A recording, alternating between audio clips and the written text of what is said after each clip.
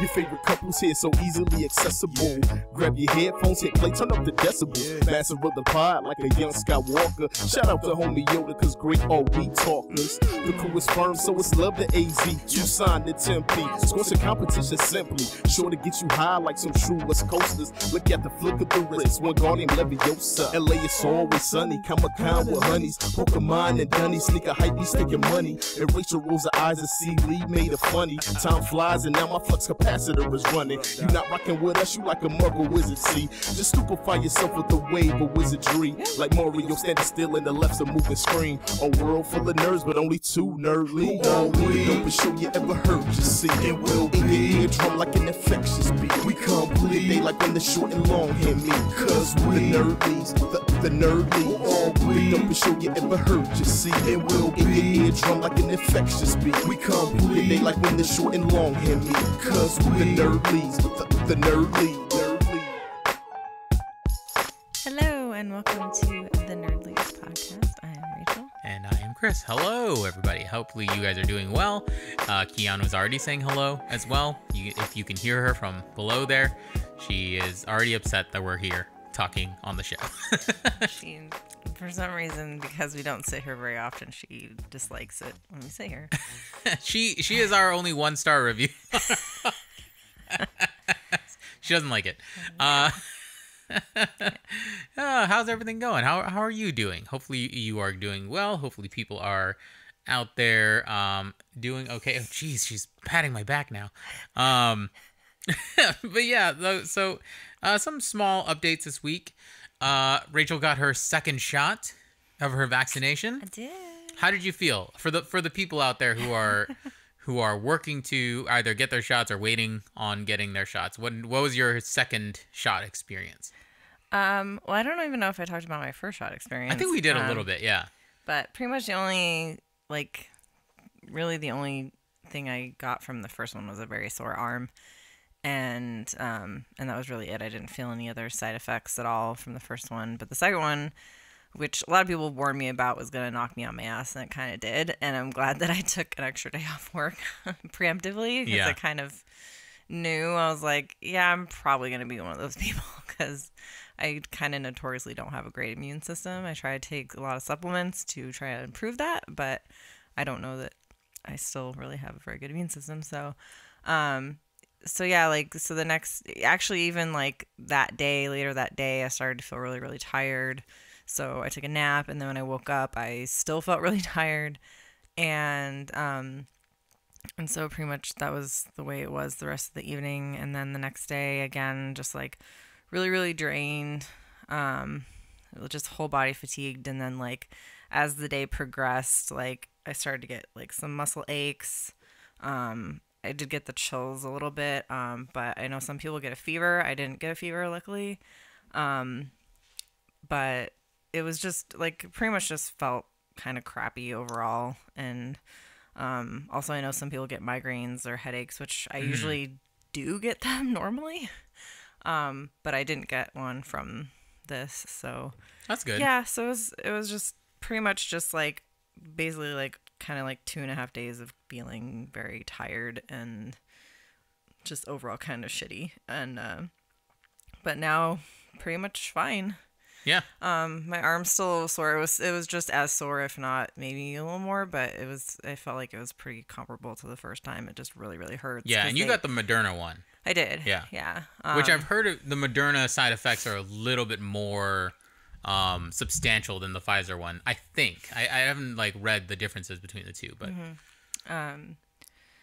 but yeah, like I think because of the way that they have to like inject it like into your muscle tissue, it really, really annoys it and inflames it. So like does it still hurt? No, not really. Yeah, I'm even like pushing on it and touching my deltoid doesn't hurt anymore. So yeah, so it's just like maybe like it's just like a 3-day thing. So I guess like just generally when you get it, just know that like you're probably gonna have at least 2 days of feeling kind of shitty, and then you'll feel fine. Yeah. So yeah. And now you'll be protected a little bit more. Not all the way, but you're not still invincible. Yeah. But yeah, you are less likely to become very, very, very ill from it or die from it. So yeah, that's the good thing. So that's the good thing. Hopefully, hopefully people can get there soon. I know that, my parents are supposed to get their second shot next week. I'm waiting my turn till mine gets there. I know some people, they just added some people to Tier 1B in California. I think the food service workers and all that stuff have been added.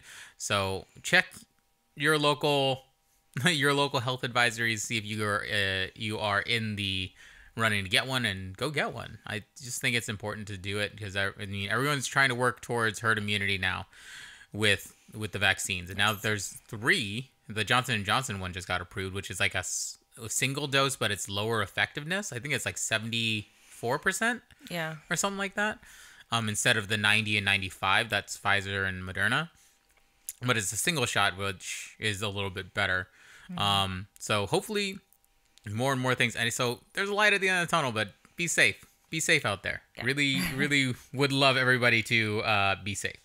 And in 2 big things, I mean, obviously with this news, we all knew kind of that Comic-Con and WonderCon, we knew WonderCon was canceled. It was already going to be canceled. Yeah. But they finally just announced that Comic-Con in July has been canceled.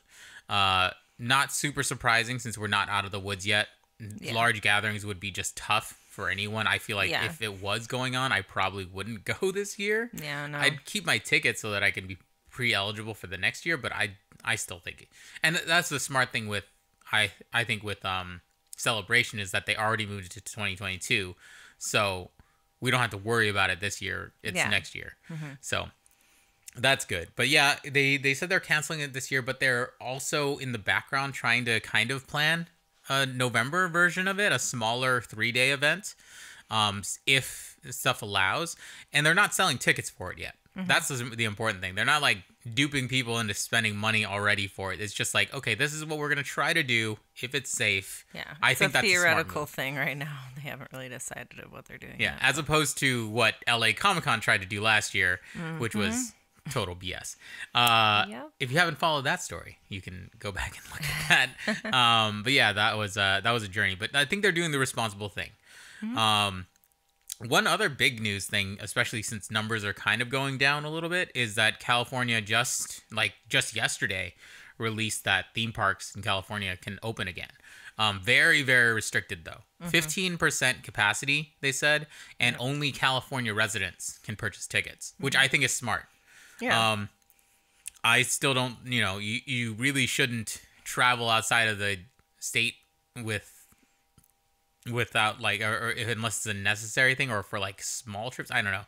You can travel if you need to, I guess, but it's just like for work stuff and like small trips. Yeah, you can do that, but just be as safe as possible. I wouldn't travel across state lines to go to a party or go to a theme park. That's probably not a good idea. No.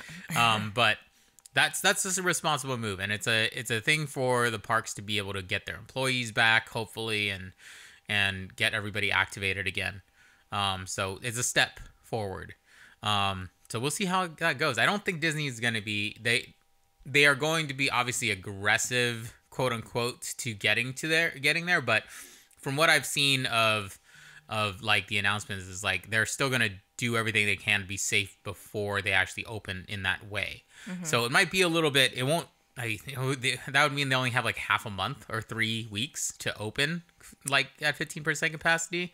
So I don't think it's going to be that much. With the amount of people that they've let go, I feel like they're going to need to hire them back, retrain people for the new protocols, that sort of stuff. I mean, luckily they already have like their standard, I guess, from Orlando. Yeah. So I think they kind of, at least they already have like some stuff in place. But yeah, they've got to like get people back, get people trained, and then, try to do it as safely as possible. Yeah. So I know a lot of people are like, oh, I'm so excited. And I'm just like, but at the same time, a lot of us are like, yeah, I'm not going to go. Yeah, I know. At first I want to go. Believe me, I want to go. Yeah. But yeah. I will say that when I heard about 15% capacity, I'm like imagining how amazing it would be to be at the park at 15% capacity. Oh yeah. But Can I'm you also imagine? It'd be like the old days where like you literally didn't have to ever wait for anything. Yeah, You like they could be like, "Do you want to go again?" And everyone's like, "Yeah," and then they go again. Yeah, They used to do that. They don't it do does that sound anymore. very enticing, but I'll wait a couple months before, and I'd have to wait until I get vaccinated before I go, and really, really plan out like, okay, if I'm gonna go, I know that this 2 weeks I'm not gonna see anyone else. Like, I'm gonna kind of quarantine after that. Yeah. If it happened, but yeah, it's a lot. Lot of changes But here that's and the there. thing is like my thing is like logistically like how far in advance are you gonna have to buy tickets to go? Yeah. Because at 15% capacity, those tickets are going to sell out very quickly. Yeah. Very, very quickly. Yeah. So. I mean, also that's the thing is I don't know if they're gonna even like let you do advance. Like, is it just gonna be like day of? You have to like try to do a lottery to see if you can go that day. I would think they would do advance tickets. I would think that's the smart way to do it. Yeah. And also, I would think that they would do that online reservation system for everything.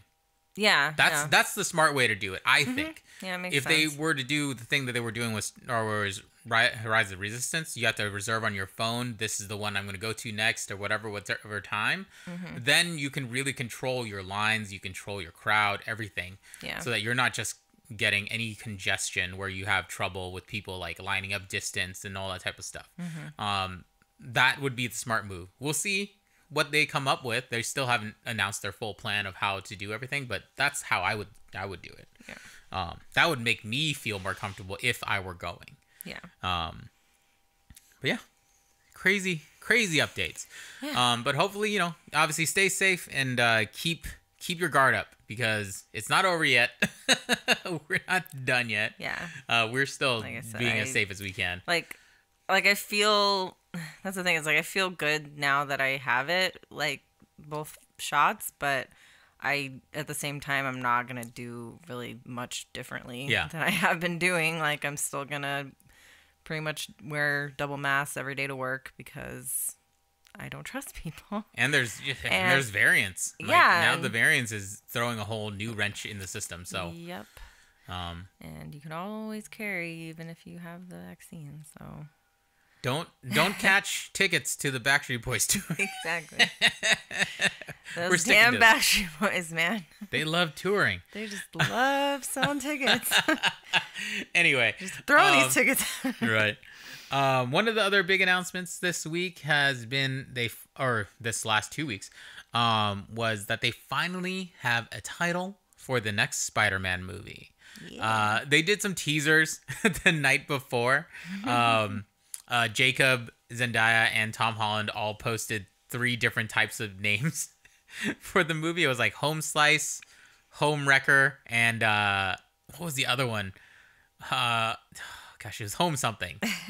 There were dumb names. It was pretty funny though. They all posted the wrong names, and then they posted a teaser where they're walking out of the director's office, and they pass by the actual name. So we now have one. It's Spider-Man No Way Home, which is an intriguing title. They released some promo images from the movie of the 3 of them working together. So it'll be interesting. There's been some speculation as to some of the locations of those pictures, but we'll see. We'll see if that's true. It's all speculation. And if you've watched WandaVision, speculation sometimes helps, sometimes does not, which is just kind of Marvel's game in general. But yeah, so that's it. Spider-Man No Way Home. What do you think of the title? Do you think it's interesting? I mean, I like that they're going with the theme. Yeah, I mean, I guess one would assume that they would do something with the word home. Yeah. Since that's the thing they have decided to do.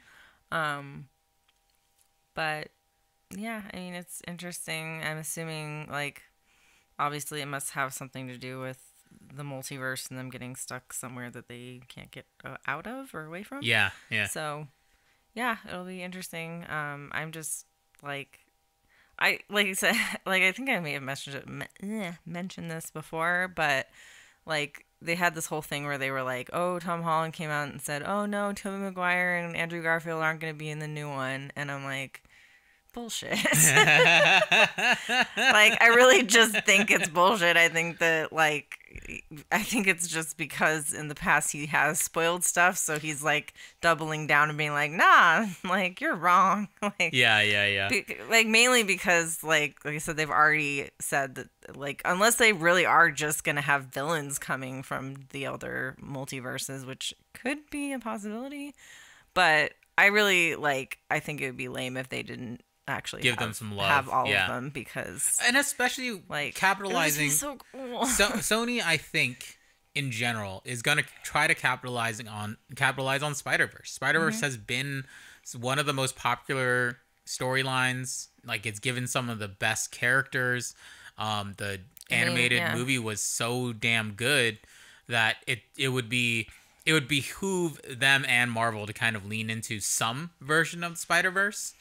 I mean, honestly, like, if they're smart, they do, you know, they do Tobey Maguire and Andrew Garfield, and they introduce Gwen, and they introduce Miles. Like, yeah. That would be the best. That would be really cool. That would be fucking awesome, because, you know, because everyone, like, fucking loved Spider-Verse. Like, it was amazing, and, like, you know, everyone, like, pretty much everyone just loves Miles Morales right now, so, like, if they don't, like, introduce him soon, I would be very surprised. Yeah.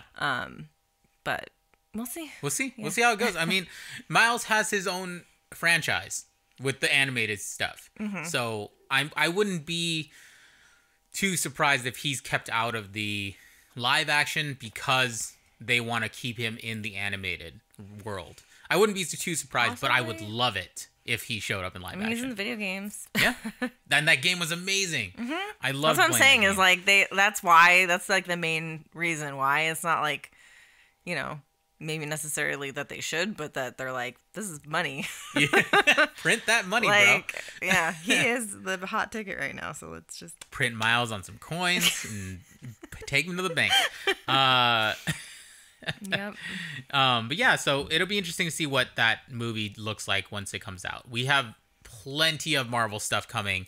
Friggin' Falcon and Winter Soldier starts March 19th on Disney Plus. We only have like 2 or 3 weeks between WandaVision and Falcon and Winter Soldier. Yep. So it'll be very, very intriguing.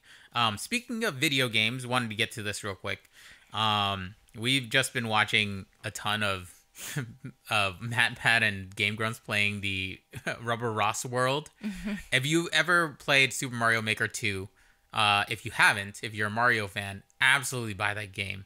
It's some of the most incredible creators have uploaded worlds, and it's some very difficult levels, some very creative levels. Some of the coolest shit you'll see from Super Mario has been made on Mario Maker and Mario Maker 2. But Rubber Ross World it looks like a lot of fun. I don't think I could do it. No. But it's fun to see the difference between, because we watch Game Grumps and Matt Pat Game Theory, GT Live play it. And the difference between the type of gamer that those two are, it's incredible. Because there's something about Mario levels you kind of have to, what we were talking about, it's called sight read. And that's more of you said it's more of a term for like musicians, right? Well, that's where, that's its origin is, like to sight read music is to just literally read it like a book. Like you're, like you're doing it for the first time, like you haven't practiced it. And pretty much any musician, like if you're, mainly if you're playing with a group, like an orchestra, like, you're always going to have, like, your first time you do a piece, you are sight reading it because you haven't played it before and you haven't, you can, some of us can, sometimes we'll get the music beforehand and are able to, but a lot of times, and sometimes, like, it's not for, I don't think I ever had a concert where we sight read, like, the day of, but, like, there's professional orchestras where they literally just, like, either the day of or at the concert, they're like, here's the new piece. We're doing it. Like, and you have to be good enough to pick it up and, like, Yeah. I'm pretty sure people who are like backups to people, like where they have to come No, in exactly, as like first, or like the first Yeah, if backup. you're replacing someone, yeah. You just have to show up. You didn't rehearse with any of these people. You just have to show up and read and play. Yep. So, but we were talking about that in regards to the Ross world. MatPat is incredibly good at sight reading these levels. There are some of the more complicated puzzles. Like obviously none of the levels have instructions, so you just kind of have to see how it plays out. I mean, Ross especially, because he does more complex like game theory.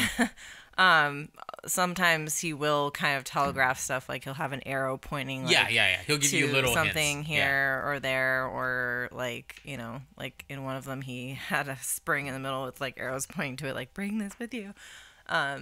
So he does stuff like that just to like help people out, especially when he knows it's like a crazy batshit level that you're probably like, it's gonna take you forever to figure out if you don't.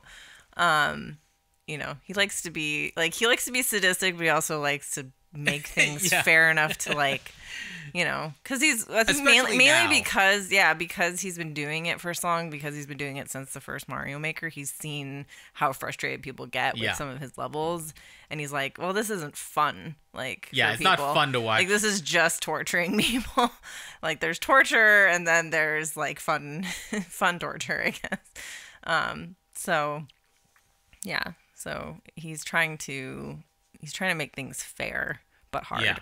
Yeah. Instead of just monstrous. So it's funny to see like MatPat be able to figure them out super quickly, and he'll finish an entire world in one video. Yeah, well, mainly I think this was the first time he did it, was this last episode that he uploaded, where he literally, and another crazy thing was that it was all it was the one world that he did with each level was a different creator that he collaborated with. So that was like, I think even more, excuse me. Yeah, even more impressive. Yeah, but it's also a testament to the fact that he knew the creators, and he's played levels by those creators before, and so he's like, oh, this is this person's level. He even knew it by not even looking at it. He's like, oh, this is Pitopanga because like they do these kinds of things, the timing, and this is a Gerard level because he loves to do platform stuff, and like, so but even Ross was like, holy shit, man, like he's like, you're just astounded that he like beat like the whole world in a day. And then I just thought, I love the end of that episode where Matt starts playing the first like new level on the next world, and it's the Companion Spring 2, which if you ever... It's actually Companion Spring 3, I think. Is it Companion Spring 3? Because he did an individual level that was Companion Spring, the Companion Spring sequel, right when Mario Maker 2 came out. And he made a completely new Companion Spring level for this world, which I was surprised about. That was why I was like, I saw it, and I'm like, oh, I've seen people play this one already when Mario Maker came out. Interesting. But I thought this was the second one. But yeah, it's just called Companion Spring Forever. Yeah. And he started playing it, and Stephanie, being the good mom she is, had to take the controller away from Matt because he's a little kid sometimes.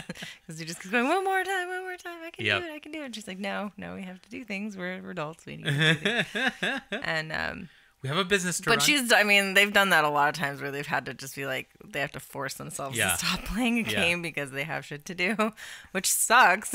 Yeah. And I rarely, if ever, do that. Mainly if I know I'm going to play a game, I shot out enough time where I know like I'm going to play this till midnight or 2 a.m. and I'm okay with that. But yeah. That's funny. They have more advanced timetables than we do.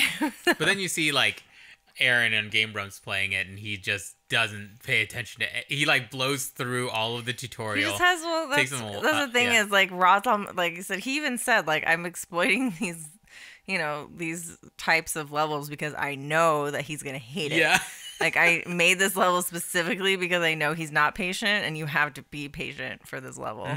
and you have to wait things out and you have to time things accordingly, and he just won't do it. He's just like, no, I'm just gonna power through it, just gonna power through, and he doesn't ever learn.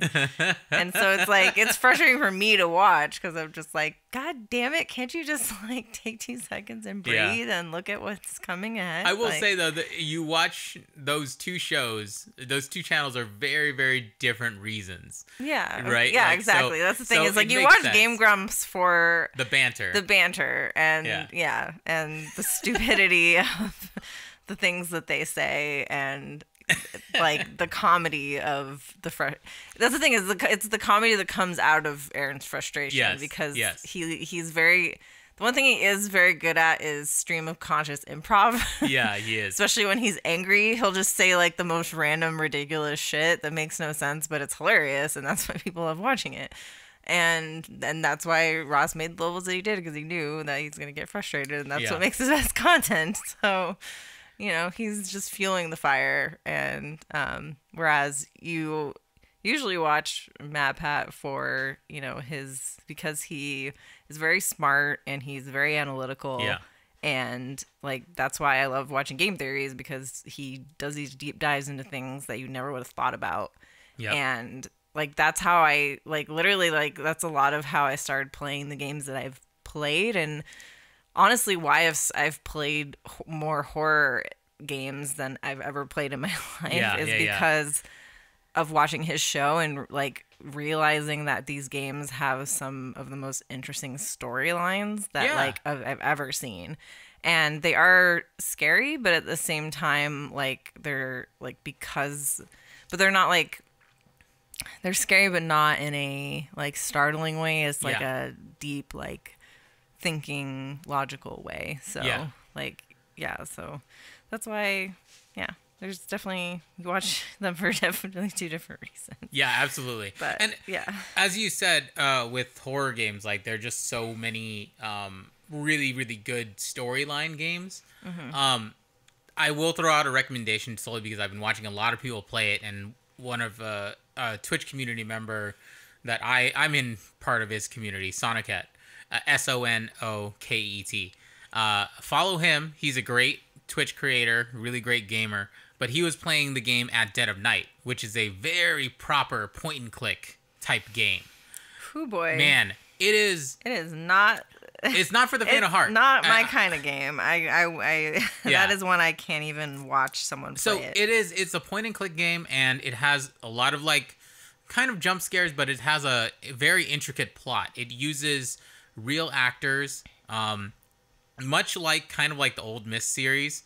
They kind of they actually have the quick time events cutaways where the actor shows up and you actually see an actual actor acting this thing out. Mm-hmm. And it has some of the most incredible voice acting in the entire like realm of like horror games. So I would highly recommend it if you like point and click games, especially if you like horror games. It's called At Dead of Night.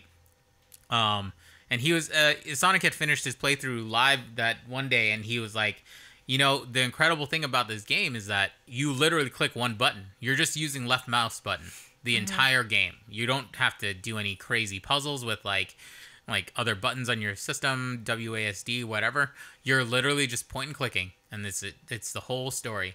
It takes a little bit of figuring out, I will say. There's a lot of like little schematics here and there of hiding from the caretaker of the hotel and going where you need to go, paying attention to a compass, that sort of stuff. But the story is very intricate and very intriguing. So I will highly recommend that one for people. Because I've been having a lot of fun watching people play it and figure out the mechanics and stuff like that. Sonoket was amazing playing the game, actually, compared to some of the other people we've watched. I love watching Markiplier play it, but it's just because it's kind of, his comments are really funny to me. Mm-hmm. But Sonoket, technically, like the way that he used the way the system works and all that stuff, probably the best one I've seen of the people I've watched. Because even like MadPat hasn't really figured out some of the how to hide from the caretaker and all that stuff. I haven't figured that part out yet. Mm-hmm. So it's kind of interesting to see how everyone's mind works with those puzzles. Mm-hmm. But in any case, I did want to bring up maybe a little bit, because we've just been watching it so much. What we talked about Little Nightmares 2 last week. Was there anything from like the theories that you watched, everything like that? Is there anything that stands out to you that like surprised you or like made you think about the game a different way from last time we talked about it? I'm trying to think. I mean, I have tried to watch a lot of people's theories about it. Yeah. And again, I'm trying to remember what I've just talked to you about and what I've actually like said on here before. It's okay. So I don't want to be like too repetitive, but like there's a lot of debate as to whether it's a sequel or a prequel. Yeah. The pretty unanimous like thing is that because like a lot of people are even saying like, oh well, even Tarsier Studios said it was a sequel, but if you look at what their statement was, they're like, oh yeah, it's after the first one, but then they like kind of like were like, but you'll have to see exactly like where in the timeline it fits. So they were kind of like, it's kind of cheeky. Yeah. Like I think they wanted you to think it was a sequel, but then you kind of as you go along, you're like, oh wait, then how did this happen and how did that happen? Yeah. But at the same time, like I've also, because I've seen some people still arguing for it being a sequel, I've kind of come up with my own like rationale as to how it could be a sequel. Mainly just because like it kind of makes the whole story of Little Nightmares like a full circle thing, because like if you really think about it, like in the first one they kind of show you that like Six has this journey of like she has this hunger that is within her that just persists throughout the game. Yeah. And it's hard to tell like at first, and sometimes people don't even see it the first time they play it, but every time she eats, there's this shadow version of her that is like nearby somewhere. I think it kind of moves from time to time. Mm-hmm. But there's always this shadow version of her looming kind of on this, in the scene watching. And it doesn't really make sense when you're watching. You're kind of like, well, why is there this like shadow version of her, or whatever. But then like you kind of realize at the end that it's like part of her life essence or something that she has lost and that she's gaining back through like eating certain things. And then at the end, like she essentially like gains the life force of the lady and in a way becomes her. She doesn't physically become her like within the storyline, but it's kind of implied that she is like the heir of this like weird fucked up like power structure like sort island of thing, yeah. or whatever that she is on, like because she gains the powers of her by eating her. And then with the new one, like it kind of like goes through like she is a part of that story, but it's mainly about this character Mono, who, like, again, spoilers if you haven't played the game, you realize by the end that like this thin man that is kind of you see hints of him throughout, because like when you start out in the first areas, you see like drawings of this thin man. Almost like these warnings, and then eventually you let this creepy thin man out, and he comes after you. He captures Six, and then you have to try to get her back. Yeah.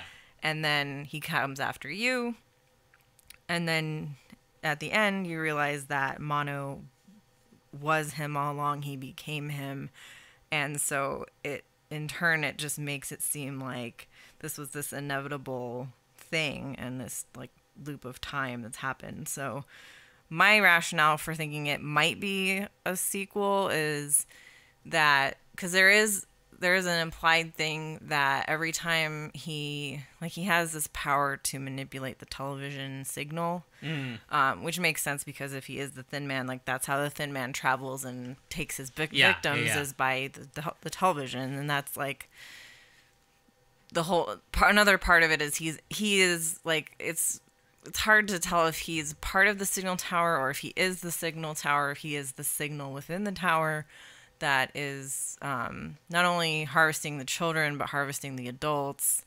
And they just become part of this tower, this signal that's calling to everyone.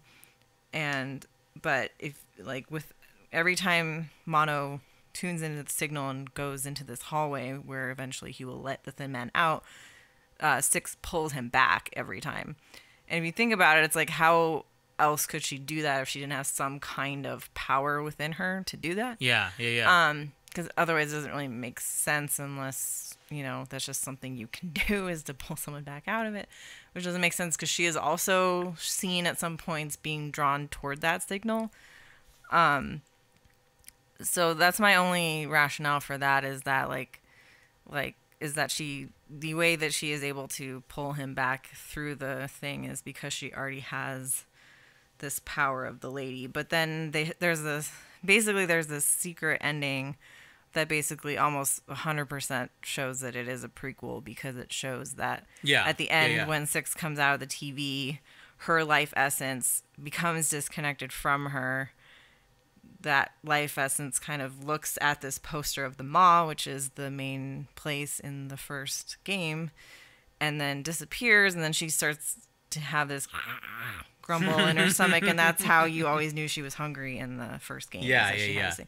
So it's implied that because of her coming out of the television, that's how she gets disconnected from her soul, or whatever you want to call it, her life essence, and her needing to eat is the reason, is like how she's trying to get her soul back. Yeah. So that it makes more sense that way. Like, there's ways that you can kind of explain it either way, but it makes more sense that it is a prequel to the first game. Yeah. But either way, like, I think that's the thing I like the most about it, is that it's like both games are their own, like, cyclical timelines. It's like, so Mono is always going to be like the signal tower, and she's always going to be the entity of the Maw, and they both suck energy from people in their own ways. So they're like these like two dichotomy figures. And then there's all these other theories, because I guess there was a mobile game that's also a prequel. Yeah. And that is like a prequel to the prequel, apparently. So everyone's trying to link the stories. Yeah. And everything. Yeah. And so there's theories that, like, because there's a picture in the prequel, which is a mobile game called Very Little Nightmares, and there's a picture of what some people think is the Thin Man and what some people think is the teacher, and the little girl, this weird little girl who I guess is called the Pretender because she plays with these creepy dolls that apparently are like made from human children, which is really creepy. Nothing about these games is normal. I know, they're all fucked so up. Everybody knows, like, everything is weird about these games, but they're fantastic. Yeah, but they're very stylized in their own way and very cool. But some people think that this Pretender girl is the daughter of the Thin Man and the teacher. Mm-hmm. Which is why some people think that, for like, in the game, pretty much every boss that you encounter, you are able to kill in some way, except for the teacher. You can't kill her, or you don't kill her. And so some people think it's because, like, she is the mother of this girl that the Thin Man and her have, which is weird. But anyway, there's a lot of different, like, theories and stuff to look at, and it's just always interesting with things like this that are so enigmatic that everyone has their own, like, take on it. And I don't think anyone's right or wrong, and I mean, like, the studio's probably never going to tell you. No, and that's the thing, like, with these horror games, like, and why you're so deep into, like, FNAF lore and, like, all that stuff, because there's a lot of stuff to interpret on your own, and it's fun to see the community try to figure things out from that perspective, because it's one thing whether the creator meant it in that way, and how the audience takes that message. Yeah. So sometimes you can add more to the lore than the creator even intended to. Yeah. By playing the game. I think what's funny is, for some reason, it seems like the biggest thing, or like one of the more repeated themes that I see when people play this, is they kind of go, why am I the only person? I mean, in the first game, you and the gnomes are the only things that are small. But the gnomes are much smaller than you, too. Yeah, the gnomes are smaller than you, but not by a ton. Not compared to how big the adult creatures are. But I think, if I remember correctly, that when the first game came out, the studio kind of said, like, essentially, like, because I think when people asked them, like, what is this game about, they kind of said, well, in a way, it's basically our interpretation of how scary, like, nightmares and things are in the mind of a kid. Yeah. So everything is bigger, everything is more, like, extravagant, extreme, because, like, you know, it's like a lot of times if you ask a kid to tell you a story, they're gonna, like, be like, oh, and then this thing happened, and, like, it's huge. And so basically that's like that's the essential thing that it boils down to, is like they want you to feel how a kid would feel, like, you know, in these situations. Like, you're very small, you're very vulnerable, like, everything's much bigger than you, like, everything is, like, it's very effective. It's a very effective style, I will say. Yeah. But yeah, if you haven't watched or played Little Nightmares, either one, please do. We cannot talk about it enough. Rachel, watch it. Or watch it, yeah. There's plenty of playthroughs now. I love watching Jack play it, although I got kind of frustrated because, like, I honestly think, like, anytime you're going to play a sequel, you should either, like, watch back the first one, like, watch someone else play the first one again, or actually play it again yourself, because there's a lot of things that you'll miss if you don't. And he went into it, like, completely having not seen it since he played it, so he didn't remember, like, anything about it. And so, like, it's a little frustrating. He's like, I don't understand why this is this and that is that. I'm like, well, if you would have played it if you had played it again or even looked at it again, like, it's not that hard. Like, but, you know, but again, like, I'm someone who obsesses over these things to where I, like, memorize things, but, like, it's just because I find these things so intriguing and interesting. So anyway. Absolutely. I totally understand. And there's, like I said, there's, like, if you just look up Little Nightmares 2 theory, like, there's fucking a bajillion, hundreds of videos now. Tons and of also people. we stumbled upon someone hacked the game to where you can play it, like, basically they're playing it first person. Holy fucking shit. It's the most frightening. That, like, I would never be able to do it. Which now I'm looking at it going, they're totally gonna make that a VR thing eventually. Like, if Bandai Namco doesn't jump on that, like, I don't know what the fuck they're doing with their lives. Like, because, like, that's the thing is, and that's another thing too, is a lot of people were kind of disappointed because this one has ended the way it did, and a lot of people were like, well, like, it's still so open-ended, like, but Tarsier came out and said, no, we want to do something else, like, we're done with it.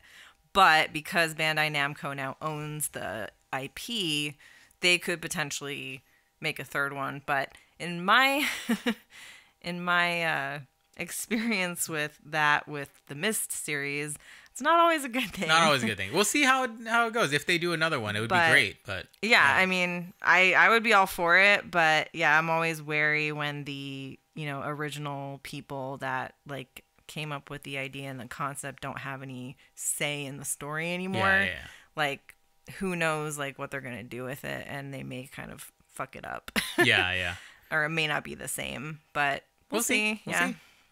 All right. But they definitely need to make that into a VR because holy shit. Oh yeah, it looks really scary. Oh it my was god. I'll include that. It's a scary game, but, like, from that, like, actually being in that, like, situation and seeing, like, how big everything is compared to you is like, oh my god. I'll include that in the notes for this episode. I kind of want to go back and watch the part where the Thin Man's coming after you. Yeah. Because there's that part where he's looking down into the grate, and I, like, kind of want to see what that looks like. We'll have to look it up. I don't know whether that's up yet, but we'll see. Yeah, we'll see. But yeah.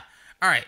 Well, obviously this is going to be the penultimate, or what is the word? The last episode about WandaVision, basically. Because now we've had episodes 8 and 9. the series has ended, and just to let you know, we're gonna go right into spoilers. So if you haven't watched the series, highly recommend it. Go watch the series, and then come back and listen to this discussion before we get into it. Keanu has been underneath your feet the whole time. She was trying to kick you. She was biting your headphones earlier, the wires. So that's why I pulled it up. But yeah, so watch the series, come back, listen to the discussion. So I wanted to go through episode 8 first, real quick, just because it was such a Wanda origin story heavy episode. Mm-hmm. And I just personally thought it was, I think we both had a lot of expectations going into the series. Mm-hmm. And I think the series did a lot of things that were surprising and did a lot of things that were a little disappointing for us, because we had theories, we had things that we wanted to see, and expectations, right? I think that is true of every fan. Yeah. I will say, though, I was very impressed personally by episode 8, because it's the backstory we never got in Age of Ultron and throughout the series that really flavors the relationship between Vision and Wanda, I think in the way that you would have wanted to see. Yeah. Throughout the movie. Because they do grow into that love and you get that feeling, but the scenes that we got, seeing her backstory, and especially that scene in the bedroom with her and Vision right after Sokovia is just one of the best acted and best things Marvel has given us acting wise within the series. Yeah. Like, super authentic. I just think, obviously everyone, and us included, I was very, very affected by the line that Vision says about grief. And that's what this whole show is about. It's about grief and loss and how you deal with it and different ways that those things can go. And that line where he says, "But what is grief but love persevering?" Like, oh, it's such a beautiful line. I want to know who exactly crafted that. But it's such a beautiful line. What did you think of that whole episode? Like, just the backstory stuff. I mean, I don't know. I wasn't as huge of a fan of that episode. Mainly because I felt like it should have been something that they did earlier on. Yeah. Or like maybe episode 7 should have been this. Because I feel like being the second to last episode, it was very slow paced. Yeah. And it just didn't, like the pacing just wasn't the way I felt that it should be for being the second to last episode personally. And again, I felt like it was a lot of rehashing. Like, again, it is interesting to see, like, these things that you've never seen before, like how she really, interacted with the Mind Stone in the beginning, and like, and, all these other things, and like how it really happened with her parents and blah, blah, blah. And the origin of her powers, technically. Like, her powers were apparently there before the Mind Stone, like, amped them up to 1,000. Yeah. So, like, that was, so it was, there was parts of it that were good, and then, but at the same time, like I said, I just felt like being the second to last episode, the way that it ended was just kind of like, that's it? Like, that's all you're going to give me kind of thing. And, I mean, it was fine. I didn't, like, I don't know, I just have a weird relationship with this whole, like, series, because it, like, as a whole, I enjoyed it. But like it was definitely like, it didn't have me from the beginning. It took a while for me to get it, and even just to take it to heart or whatever. Yeah. Because it was a slow burn. It's a slow burn of a series. I will say, and I think we were talking about this before, and I thought, the way that I'm trying to, especially the way that WandaVision has now played out, and now I'm gonna watch Falcon and Winter Soldier with this edge, and also Loki, is that these books, these can be seen as the single story books, right? These are the the Wanda's miniseries that fleshes out her character in a small bit of the storyline. It gives us enough flavor to go into the event books, but it isn't the event book. Like, the movies are going to be the event book, which I think in general will maybe disappoint people, because I think because of how the standard is for Marvel movies and how big like the ramifications are for certain things and tie-ins and all that type of thing, like, there's a potential to be very disappointing in that realm. Yeah. I do think they delivered on some of it, but some of it they did not. Yeah. Right? So I think there are going to be, coming out of it, I saw one person that was like, oh, this show was a total waste of time, which I'm like, I don't agree with that. But there are going to be, I mean, everybody's going to have weird reactions to it. It was a very specific type of show. It was a slow burn. There was episodes that I'm not going to go back and watch episodes 1 and 2, like, at all. Yeah. Personally. But, like, overall, like you said, I thought it was fantastic overall. But there's little things that we can hash things out about it, and that's totally fine. Everyone has their subjective opinions about how the show went. But I do get what you mean with the eighth episode, because I would think that the last two, especially because of how we watch things like Stranger Things and Umbrella Academy, the last like 2 or 3 episodes usually just ramp the fuck up. Yeah. Like, everything is an acceleration to the end. I do think that because Disney does this week by week, it gives you that feeling more and more that you want to see it ramp up, but they let you converse more about it over the week and that sort of thing, keep it on top of people's minds. So it's like a different mindset behind how to produce it, I guess. So it can rub off different ways depending on the viewer. Yeah. So I totally understand that. Any other thoughts on the 8th episode? I was like, it mainly was like the origin story. I thought it was interesting that they obviously threw in now. I loved that they threw in that she had her powers all along. She didn't know. Because obviously as like she's lost her parents. She's not going to like try to figure out her powers. Yeah. In that time.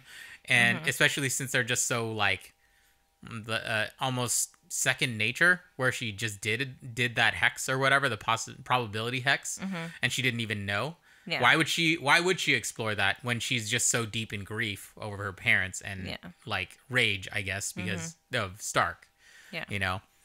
And then she finally gets this power that feels so second nature, and it's like, okay, all I'm concentrated on is getting back at Tony Stark. Yeah. But yeah. I guess we'll go into episode 9, which obviously wraps up the whole series. It starts off with the battle with Agatha.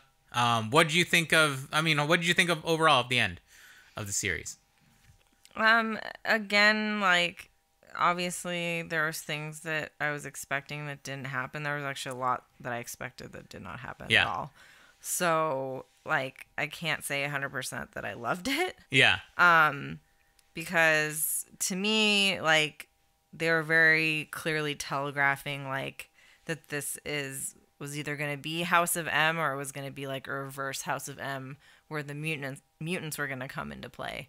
And that was, I think, of the entire thing that, like, of the entire episode and the ramifications of it, I think that is the most disappointing. And I think kind of across the board, we all, like, a lot of people felt like that was a cock tease and that was like a like a pulling the rug out from under us kind of thing, as like it's like it's so frustrating because we were all like super excited to see like that the Pietro from the X-Men, from the the Days of Future Past or whatever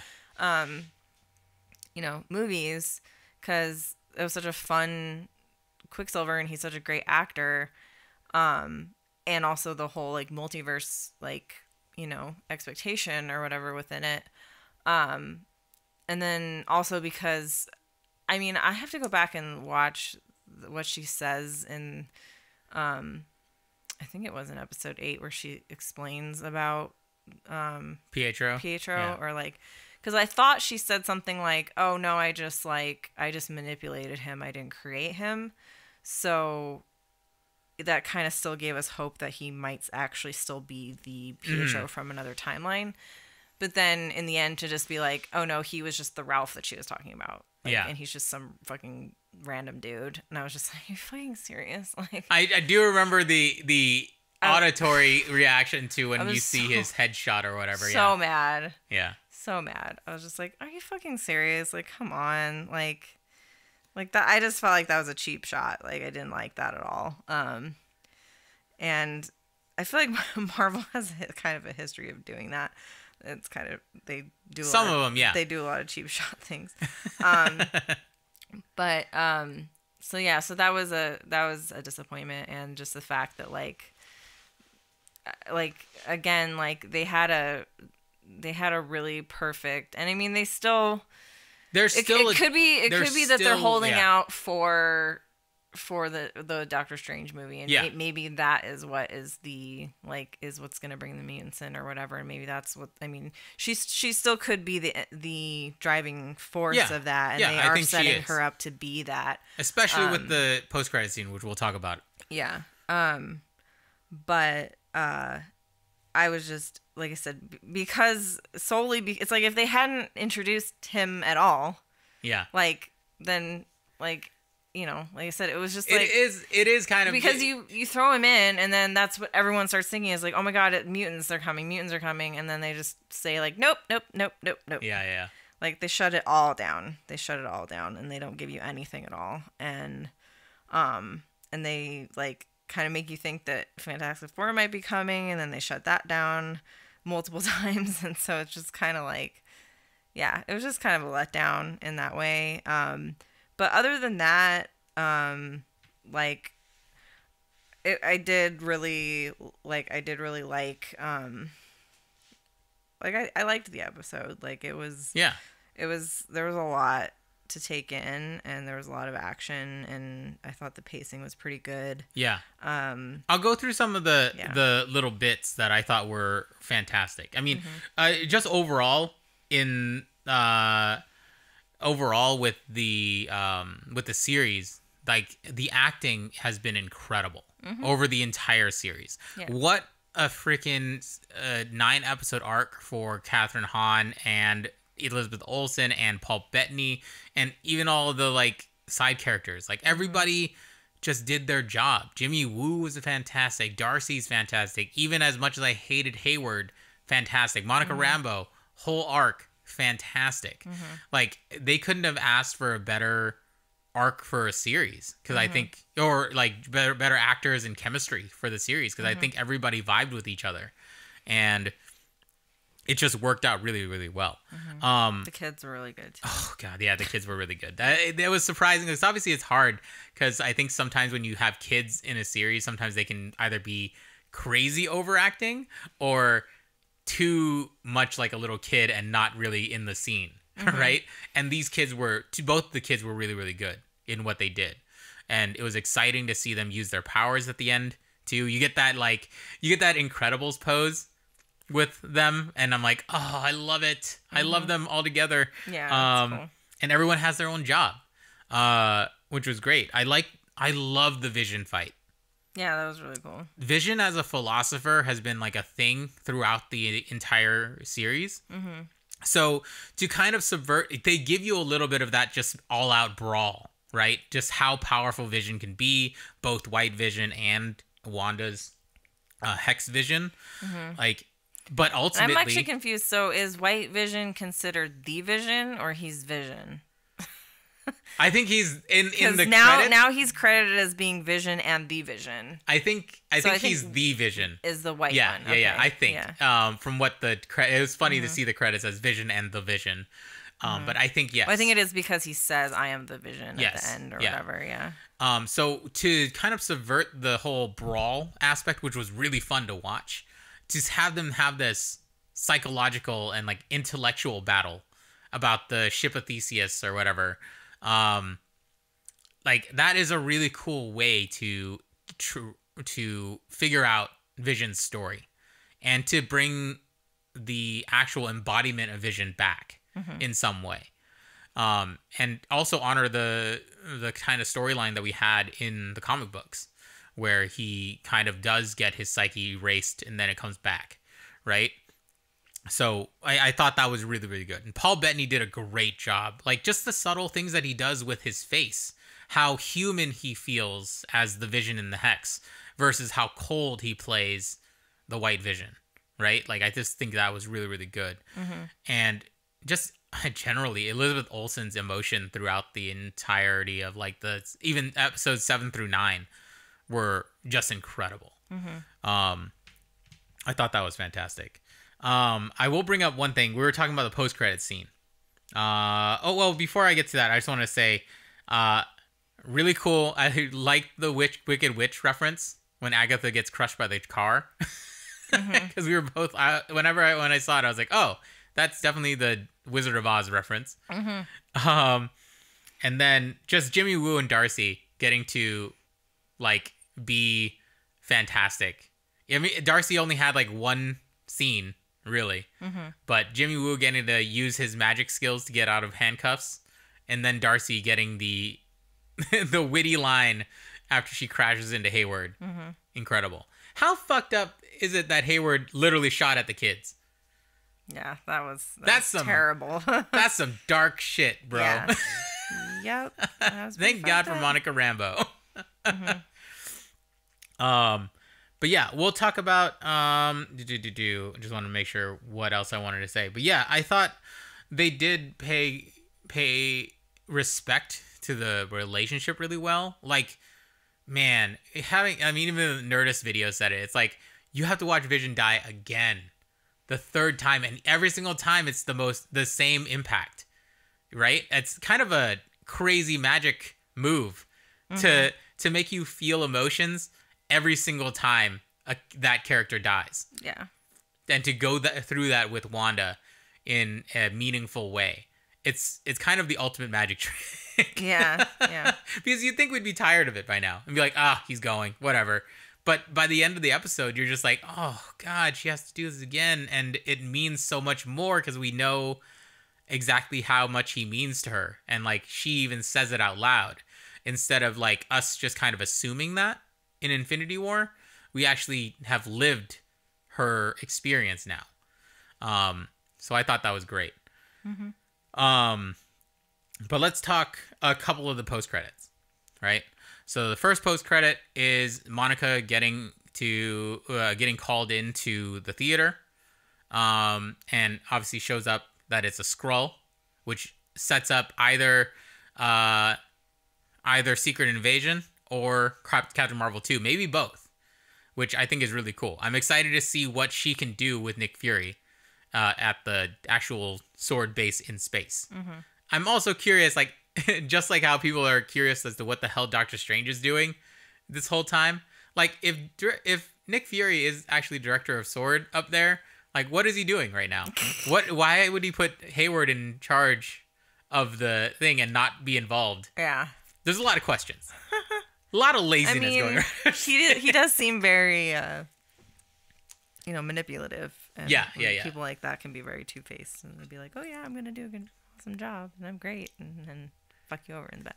I mean, that's kind of the whole thing with S.H.I.E.L.D. and Sword in general in the comics, is that there are people with agendas in every of those positions. And you never know whether they're actually going to be the good guy or the bad guy in some respects. Yep. So I get it, I guess. But I'm excited to see Monica Rambeau. It was cool to see her powers. It's like that scene with her deflecting the bullets and getting to see the kids use their powers with the speed and the telekinesis and all that stuff. Oh, chef's kiss. Chef's kiss. It's very good. But and also the reveal of the Scarlet Witch uniform. Oh my God, yeah. Oh! we were even dope. Saying, like, as we saw it, we're like, we can hear just the sewing machines of every cosplayer we know starting up. Let's do this. Yeah. I know. I actually saw someone today someone patterning out the mask already. Yeah. Like with the things. I thought it was an interesting. It looks very much like the Magneto costume in Apocalypse, X-Men Apocalypse. So I think they took inspiration from that, but I think it's just a beautiful costume. Like, really, really cool Scarlet Witch. It's not the bodysuit that you see in the comics, because it would be ridiculous to see her in like a thing, but it's basically a gown with a cape, and like, it's great. Yeah, it's great. Well, I like how it's like they reimagined the gown into a cape. Yes. So it's a bodysuit with a cape instead of it being like a dress, like she always has in the in the comic books or whatever. But I like that they reimagined the like crown kind of thing. Yeah, too. yeah. It's really pretty. Yeah, really, really cool. Yeah. But we'll talk about the last post-credit scene, which is her in a cabin, a la the Hulk, where she goes into hiding to learn about herself, and we discover that she has taken the Darkhold from Agatha's basement, and is now learning proper dark magic.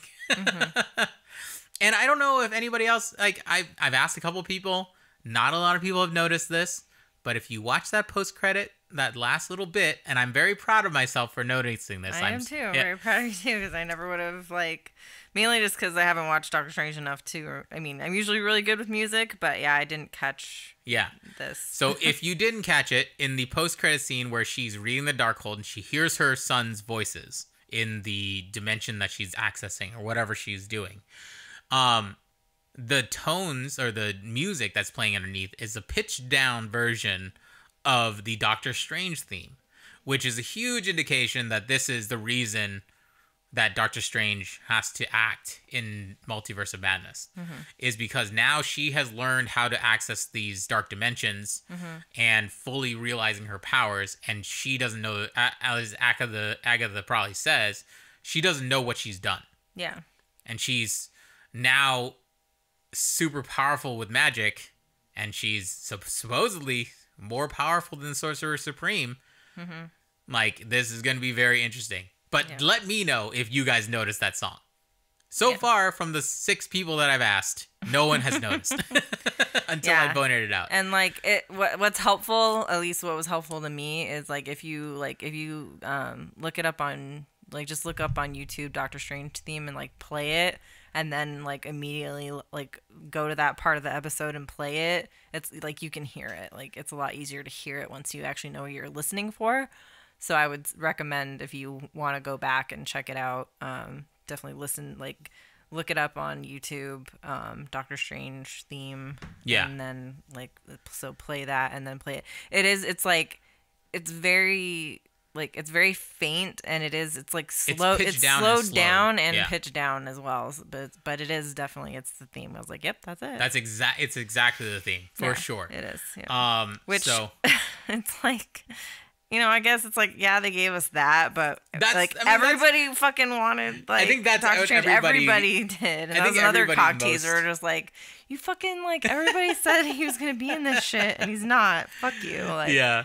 I think everybody had that expectation. Even, I did too. I'm a little disappointed. Well, actually, honestly, like, for some reason, when I saw the runes, that's why I freaked out. It's because I thought that Doctor Strange was coming.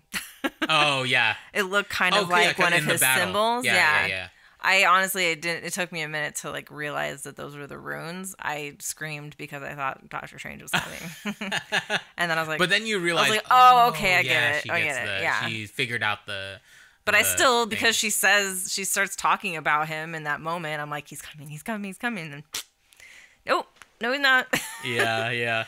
She fucking said his name and didn't come. I was like, God damn it, you motherfucking piece of shit.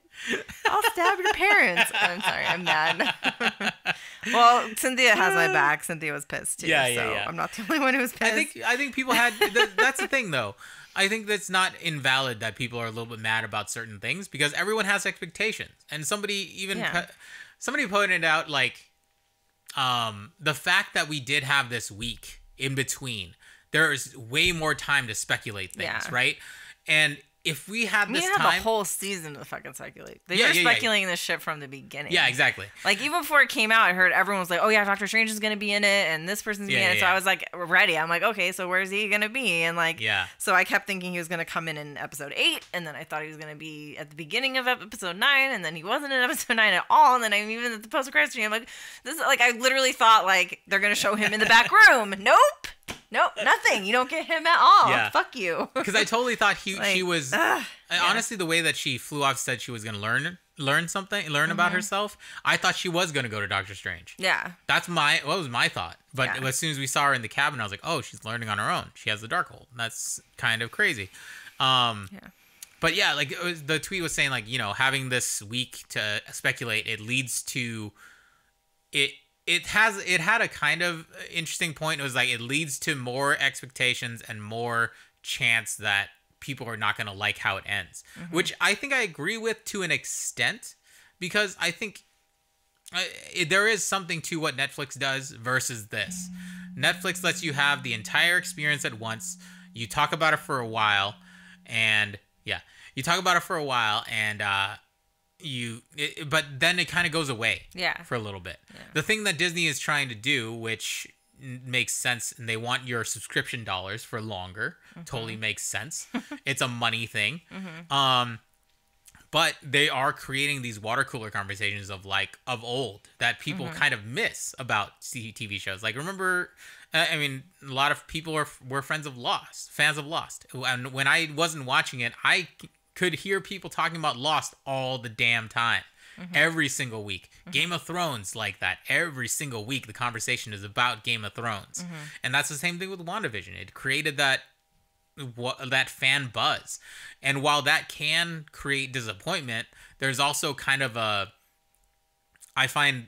there's also kind of a fun discovery part of that. Which we don't get with Netflix. Yeah. Right? We don't get that discovery. Because if we were watching Stranger Things every week and missing things, or having to wait another week for the next episode, we'd probably be doing the same thing. Like, oh, this is going to happen. You think Steve's going to do this. You think Luke is going to do this and this sort of thing. And then it would change from week to week. Yeah. And I think that would happen. But with this format, you do have to wait the week and think about it all week until you're just champing at the bit on Friday to watch the next episode.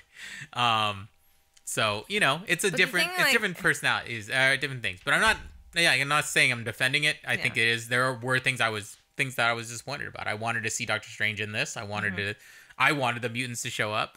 Yeah. But there's something to be. I'm just saying there's something to be said about this type of creation, I guess. Yeah. Well, and I think a lot of, like, well, at least I had a lot of expectation because of how well they did The Mandalorian. Yeah. And how mind-blowing that season finale was.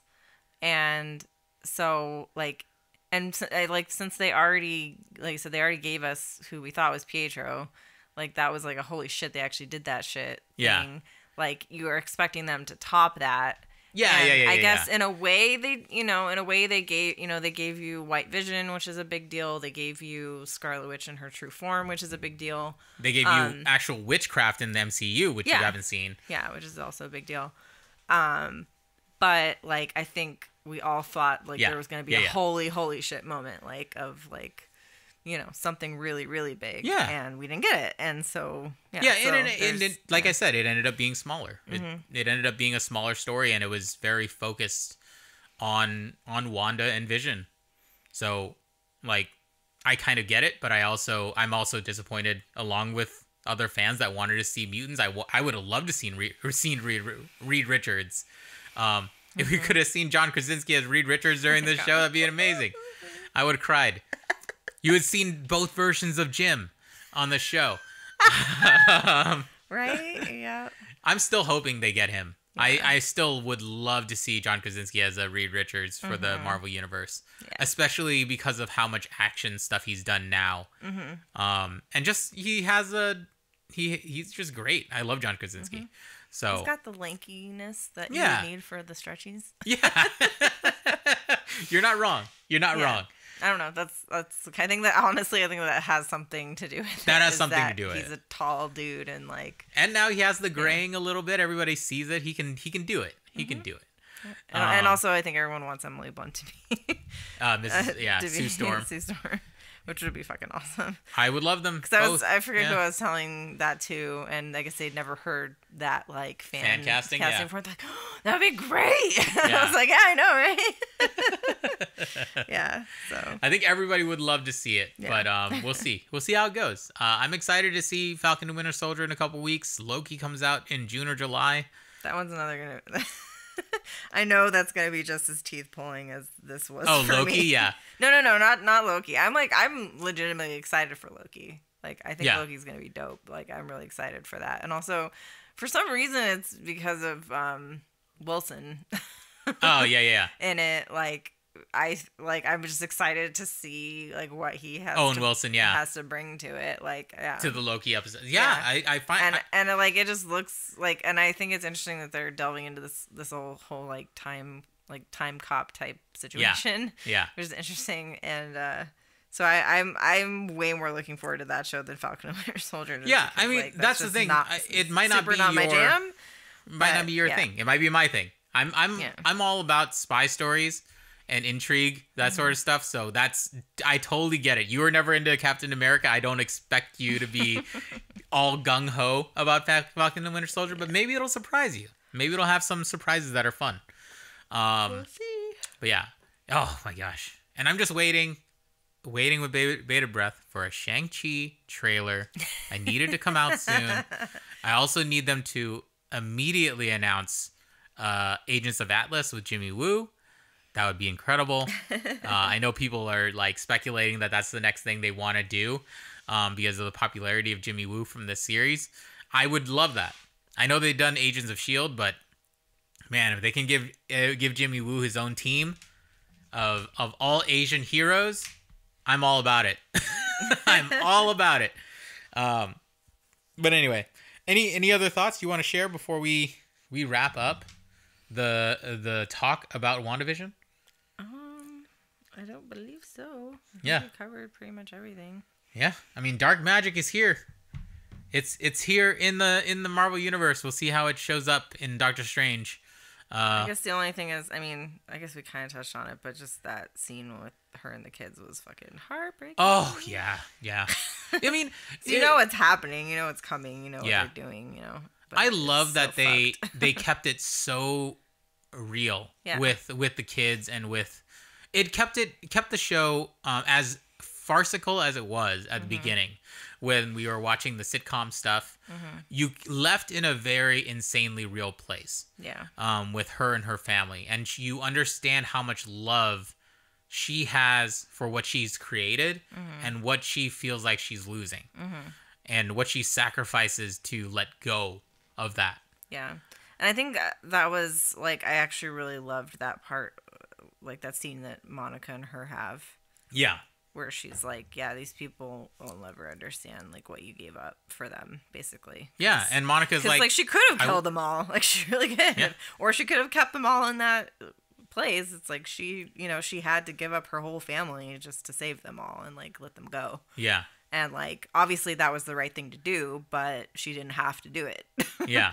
She could have been the villain and been like, no, fuck you. Like, I'm keeping this family, which she may still do in the end. Like, it's, it's possible. Like, she's...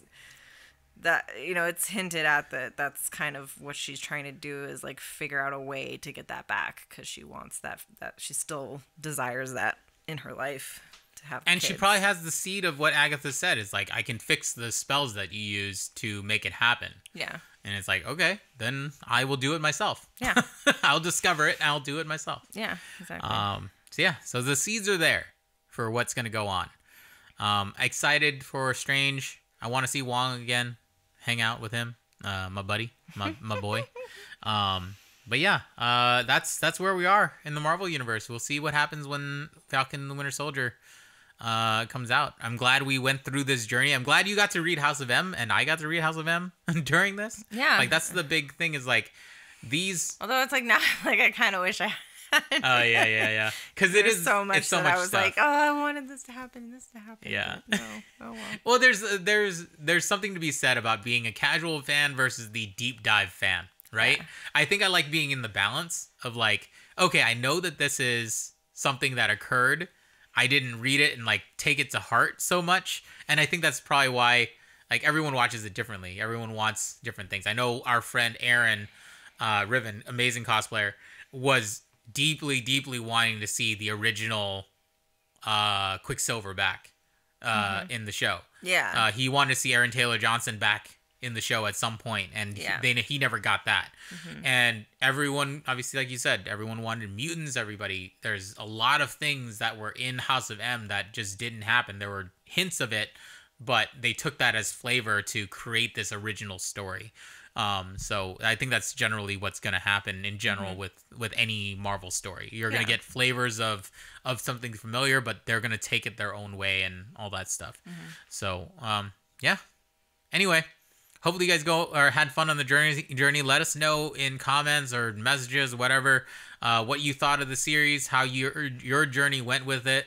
We'll obviously cover Falcon and Winter Soldier. I think Falcon and Winter Soldier, from what I heard, is only 6 episodes, an hour longs. Okay. I could be wrong. Obviously, we were wrong about some of the episode lengths for this season. Yeah. So I don't know whether that's confirmed or not. That's what I heard. But we'll see. We'll see. Anything else before we go, Rachel? No, not that I can. You have some stuff you're planning on hopefully doing in the future here. Yeah. Well, I don't want to say that like I'm like people are twisting my arm because I'm so excited to do it. But even before this, like I forget, it was a long while ago. I think maybe it was like when they first were saying that Catherine Hahn was going to be in this show. And I can't remember who it was. One of my friends or someone was like, "Oh, you really look like Catherine Hahn." And I was like, "Do I?" And I think it's probably the nose. Like we have a similar kind of like bulbousy nose thing happening, and like eye shape and stuff like that. And like she does this kind of the squinty eye thing that I do when I smile. I mean that's the only thing I can see that I'm like, yeah, I guess it's similar. It's really hard to like. When people say you look like someone to see it sometimes. Yeah. Like, I mean, the only person I've ever, like, been like, okay, yeah, I see that is Ashley Johnson. Yeah, from Critical Role. Yeah. Because, yeah, like, I had someone at a, like, event actually legitimately call out to me thinking I was her. And I was like, and then I hadn't thought of it until that day. And then when I looked her up, I was like, oh, yeah, I guess I look like her a lot. But yeah, like that one I couldn't really see. I was like, I don't know about that. But then I had like Chris's friend or like our friend Brian was like said it, and then like a couple of my other friends said it. I was like, oh, okay, I guess maybe I should do this. And so I did like a poll, and like it was like I don't think I've ever had that many people reply to a poll that I've done. And it was like it was like 70 people said yes and 1 person said no. So I was like, okay, I guess I should probably do this. I'm definitely not gonna do like exactly the costume because I'm not that invested in it. Like I want to do something like adjacent to it, and Chris was reminding me that I have something that could work for it with some modifications. So I went ahead and bought a brooch that's similar to hers, and I went ahead and got the wig. And then I also, I think I've mentioned it before on here that one of my next cosplays that I've been planning for a long time, I still haven't completely pulled the trigger on because there haven't been any cons to go to, and there still aren't any coming up. But I may just do it.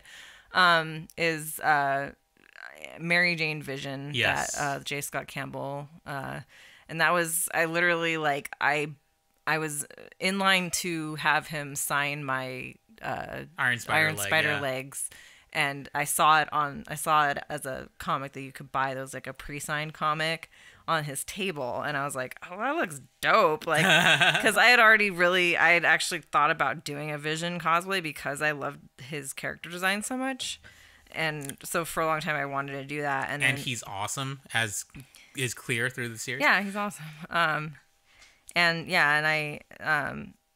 So I'd always wanted to do Vision, then I saw that and I was like, well, that's a cool way to do like a femme version of Vision. Yeah. So I actually have already commissioned the design of that suit. I have the PDF file waiting to be printed. I just haven't pulled the trigger on it because it's a $400 costume basically. Oh no, it's like more like $280. Yeah. And I have 2 suits that I want to order in the near future. But again, it's just been like, do I spend this money when I have nowhere to wear it, or do I wait? And so I went ahead and got the wig for it again recently, and so yeah, so we'll see. So I think maybe like around the time I think once I get the notification that that's shipping, then I'm gonna probably have my friend Cynthia start working on the cape, and then I'll order the costume, and then we'll get it. Get it all set. But yeah, like I think I'm gonna do like because like I'm basically gonna do a colored reverse version of Agatha's costume, because I have a purple dress that I think I might get a blue like sash or something to go along with, whereas hers is a blue dress with a purple sash, or a purple cape. Yeah. So I'm gonna do an approximation of it, but I'm not gonna actually like go through the lengths of like actually getting a reproduction dress, because I just like, I like her and everything, but I'm just not as invested in that character as like, I think it'll be fun to just do as like a one-off thing. Yeah, for fun. Because it is like, I really just have to buy the wig and a couple other accessories and I can make it happen. So usually if there's something like that, then I'm like, okay, yeah, I'll do it. But like, I have to be really, really gung-ho to spend the money to get something. Like, I have to know that I'm gonna wear that to multiple cons. So. But we'll see how it goes. Yeah. So we'll look forward to that. Hopefully you guys are staying safe and staying healthy. Make sure to wear your masks, do all those things, and that's pretty much it for the week. Yeah. Hopefully you enjoyed WandaVision, and we'll see you guys in a few weeks. Go forth and be nerdly. We'll talk to you soon. Bye. Hey everyone, thank you so much for joining us for another episode of the Nerdlies podcast. If you like what you heard, please leave us a review, subscribe, rate this podcast on Apple Podcasts or Stitcher.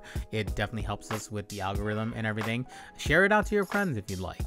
If you want to follow us for more, we also have a YouTube channel, youtube.com/thenerdlies. We are streaming almost 3 days a week on twitch.tv/thenerdlies. And you can find us on Instagram, Facebook, Twitter, TikTok, all at the Nerdlies username. So that's TheNerdlys. Rachel can be found at Lady Raygun on Twitter and Instagram, LadyRaegun.